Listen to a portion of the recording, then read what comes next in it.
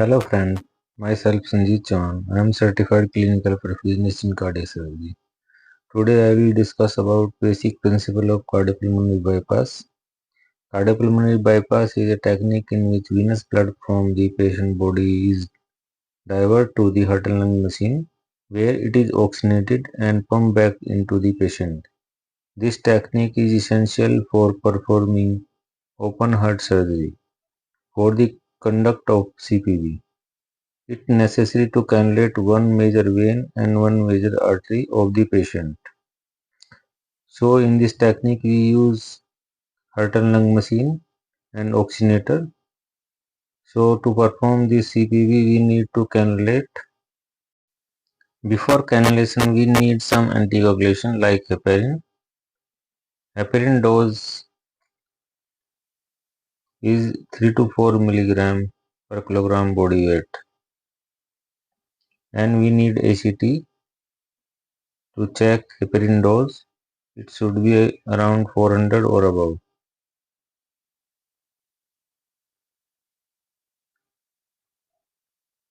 Now we will discuss about aortic cannulation.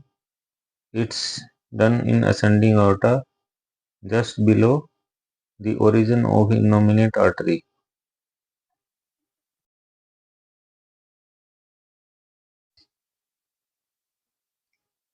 Size of the cannula depend upon surface area of the patient.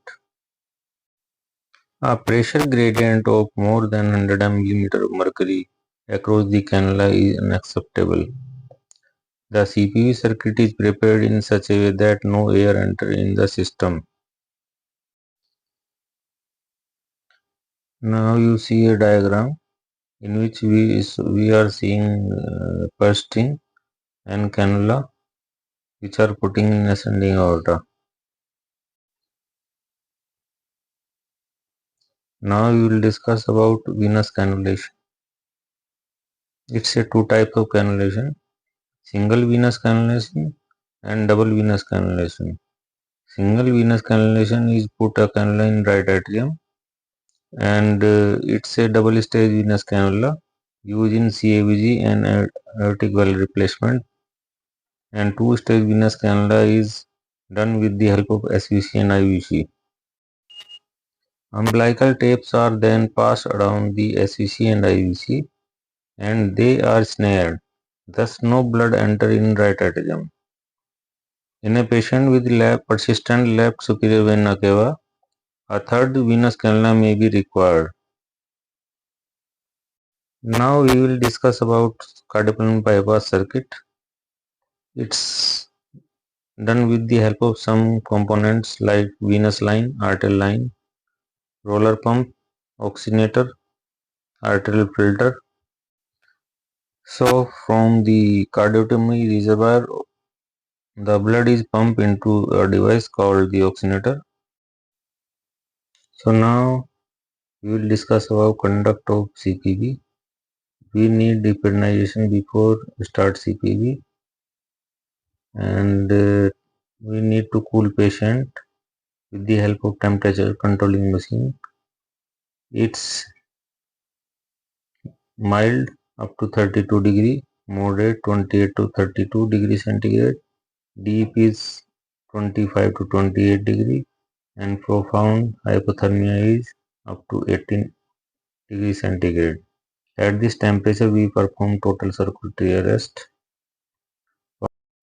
Pump flows calculate with the help of body surface area and cardiac index.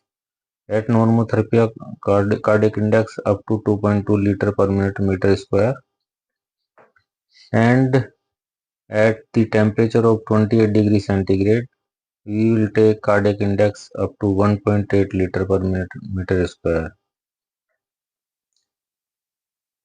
So after that we will discuss about myocardial protection.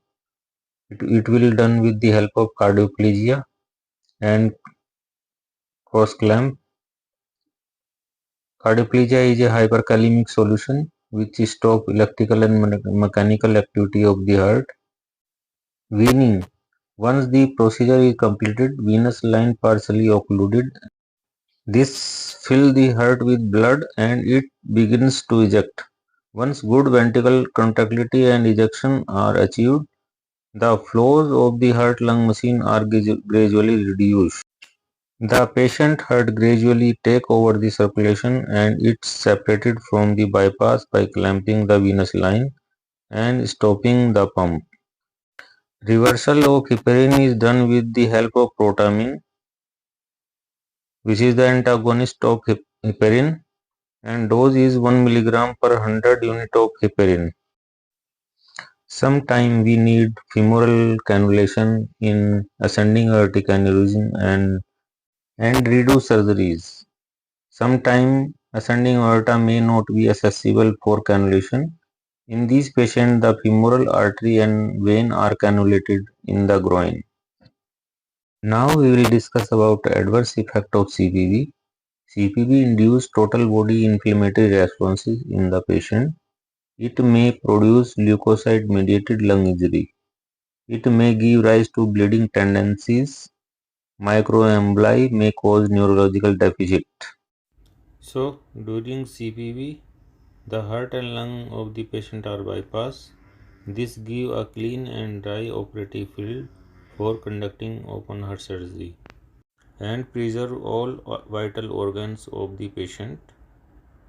So, our basic principle of cardiopulmonary bypass will finish in this video. So, please like, share, and subscribe our channel Perfusion Buddy for more videos. Thanks for watching our video.